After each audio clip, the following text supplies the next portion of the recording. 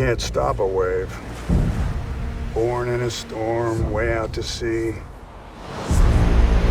Pure energy. And it's all building to this breaking point. Nicolas Cage has always been cinema's wild card, a master of the unpredictable, the volatile, and the unforgettable. So when the trailer for The Surfer dropped, showcasing Cage on a collision course with sun, sand, and seething hostility, expectations shot sky high.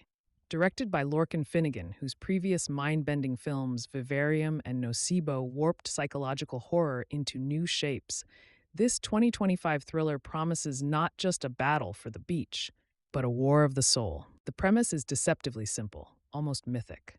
Cage plays a man returning to his picturesque childhood beach in Australia, his American life and teenage son in tow, only to face a culture clash that spirals dangerously out of control. The sun-bleached setting, paradise on the surface, masks deep-rooted territorialism. Cage, playing an outsider in his own home, is promptly and publicly humiliated by a gang of local surfers. Their rule is as simple as it is menacing. Don't live here, don't surf here.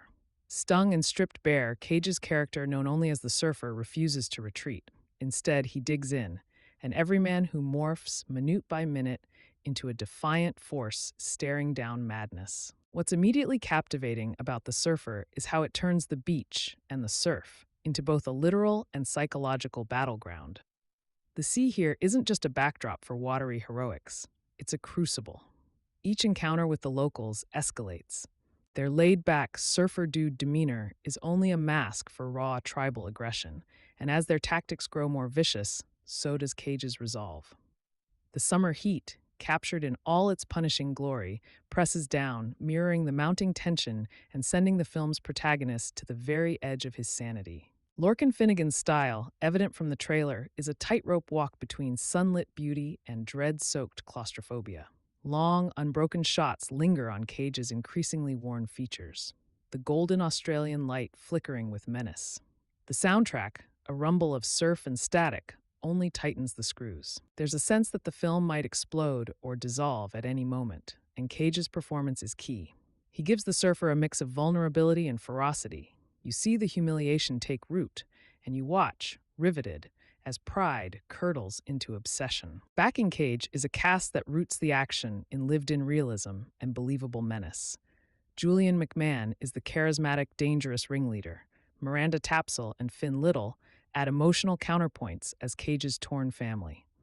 Their chemistry accentuates the heartbreak of a father losing not just his place in the world, but his bond with his son, even as he fights tooth and nail to both reclaim and defend it.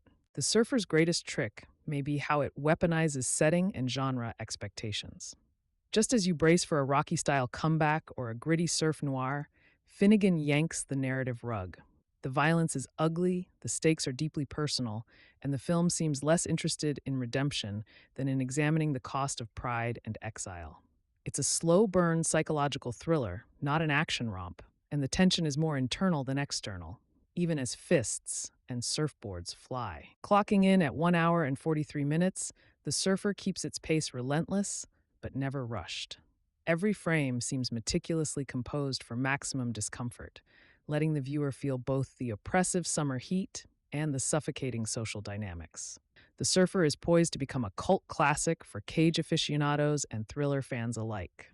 It's a scorching, nerve-shredding trip to the Australian coast, one that finds horror not in the supernatural, but in the unforgiving nature of pride, community, and the self-destructive waves we ride in pursuit of respect and home.